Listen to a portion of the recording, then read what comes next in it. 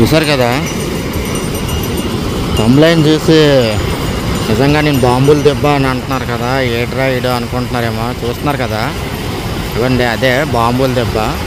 అంటే మా భాషలో బాంబులు తెలుసా, బాంబుల దెబ్బ.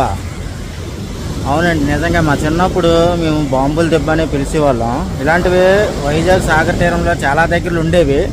ఇప్పుడు కాలగమనంలో కలిసిపోయాయి అనమాట. ఇప్పుడు చాలా రోజుల తర్వాత నేను ఆర్కే బీచ్లో చూస్తున్నాను దీన్ని.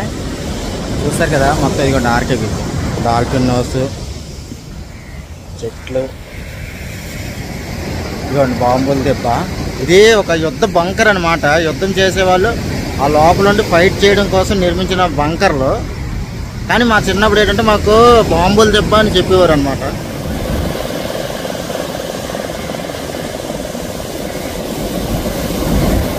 వచ్చినప్పుడు సముద్రం ఫుల్ పోటు మీద ఉందండి. ఇప్పుడు చూసారు కదా, మొత్తం నీరంతా వెనక్కి వెళ్ళిపోయి పోటు తగ్గి ఆటు మీదకి వచ్చింది. మొత్తం అందరూ కూడా పైకి ఎక్కుతున్నారు. ఉదయం అయితే అస్సలు కనీసం పైకి ఎక్కడానికి కూడా నీరు ఫుల్గా ఉంది.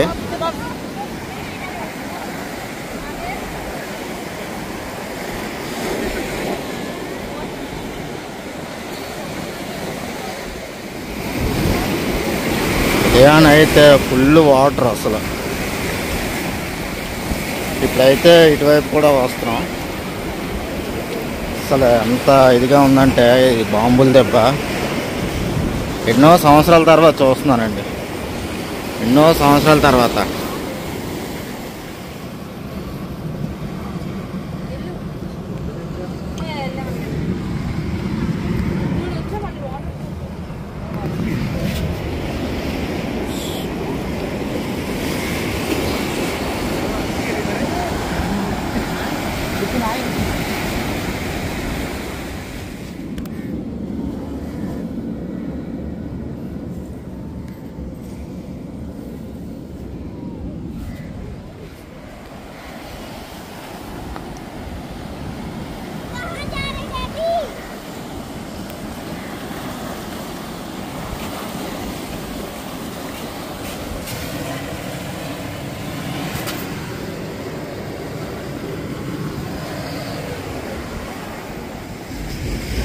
చిన్నప్పుడు మేము అప్పుగారిలో ఉండేటప్పుడు, అప్పుగారు బీచ్లో ఉండేటప్పుడు కమలింట్లోనే ఇటువంటి బంకర్ మీద చాలా ఆడుకునే వాళ్ళం. ఎంబీబీ కాలనీలో కూడా ఇలాంటి బంకర్ ఒకటి ఉండేది అనమాట.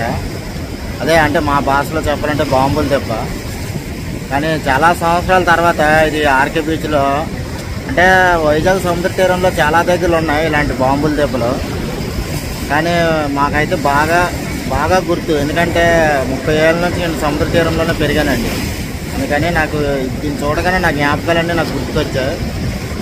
వైజాగ్లోనైతే యుద్ధం జరిగింది కదా, అది మన అందరికీ తెలుసు. గాజీ సినిమా తీశారు. గాజీ సినిమా చూస్తే మీకు తెలుస్తుంది.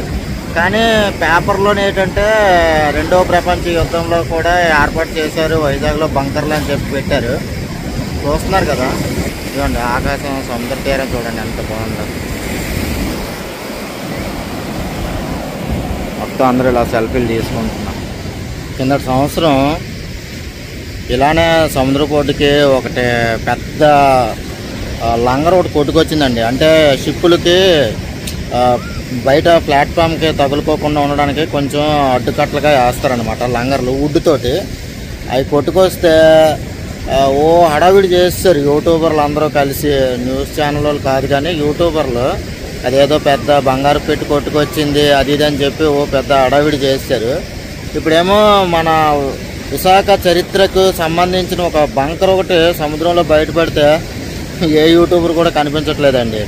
ఎందుకంటే తెలుసు కదా, లేనిది ఉన్నట్టుగా ఉన్నది లేనట్టుగా మాట్లాడి మనుషుల్ని ఇది చేయడం ఈ మధ్య సోషల్ మీడియాలో బాగా ఇదైపోయింది.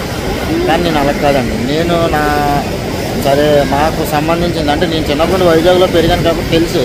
దీన్ని ఇక్కడ స్థానికులు అందరూ కూడా, అంటే వైజాగ్లో స్థానికులు అందరూ కూడా బాంబులు దెబ్బలు అని చెప్పి పిలుచుకునేవారు. ఇలాంటివి చాలా ఉన్నాయి. అప్పుగారిలో ఒకప్పుడు ఉండేది. 2004 సునామీ తర్వాత నేను అసలు దాన్ని సరిగా గమనించలేదు. ఇప్పుడు అది ఎక్కడుందో ఏటో మరి ఎలాగుందో. ఎందుకంటే సముద్రం అనంతం, దాని బలం దగ్గర ఇదంతా అండి ఇంకా ఇది చిన్నది.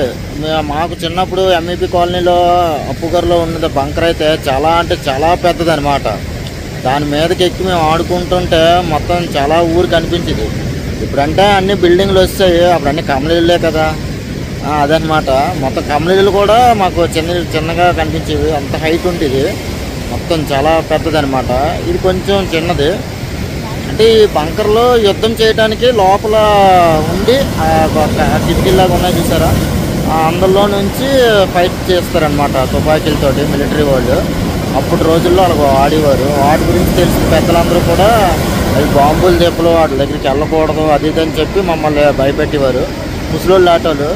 నాకంటే వీటి గురించి బాగా ఒక 60, 70, 80 ఆ ఏజ్ ఉన్న వాళ్ళు అయితే బాగా చెప్తారండి కథలు. ఎందుకంటే గాజీ సినిమా చూసిన వాళ్ళకి అర్థమవుతుంది. 1960, 70లో వైజాగ్లో ఉన్నవాళ్ళు చాలా వరకు ఈ యుద్ధం గురించి బాగా స్పష్టంగా చెప్తారనమాట. ఎవరైనా ఉంటే కామెంట్లో చెప్పండి మీకు కలిగిన అనుభవాలు. బాగా ముసలి వాళ్ళు, ఇప్పుడు 40 ఏళ్ళకి కూడా అంతగా ఏమీ తెలియదు. 1960, 1970 సంవత్సరాల వాళ్ళు అయితే బాగా చెప్పగలరు. ఇప్పుడు సముద్రం ఆటు మీద ఉంది, అందుకని చెప్పి మనుషులందరూ ఎక్కి కొంచెం సెల్ఫీలు అవి తీసుకుంటున్నారండి. పొద్దున్న అయితే ఫుల్గా పోటు మీద ఉంది, అసలు దగ్గరికి వెళ్ళడానికి కూడా లేదు. ఒకసారి ఆ వీడియో కూడా ప్లే చేస్తాను, చూడండి.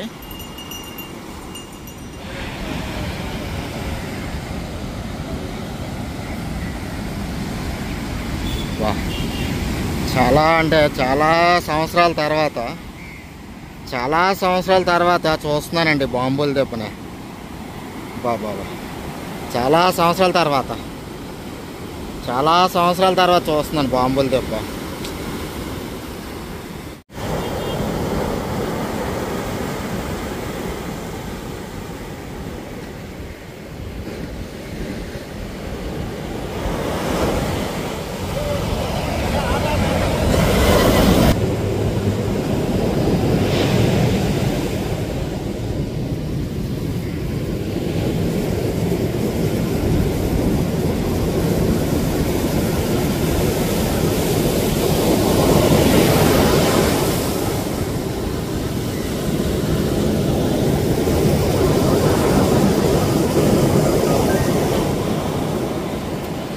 సముద్రం మంచి పోటు మీద ఉందండి, పోటు మీద ఉంది.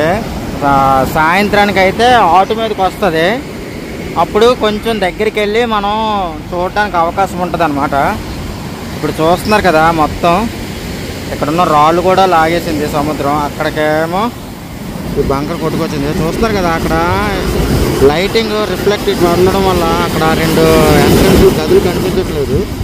ఫుల్ పోటు మీద ఉంది సముద్రం. ఆటు మీదకి వచ్చేటప్పుడు అయితే మనం బాగా కొంచెం దాని గురించి లోపల ఏముంది ఏంటనేది చూడగలం. మనం సాయంత్రం వరకు ఎదురు చూడాలి.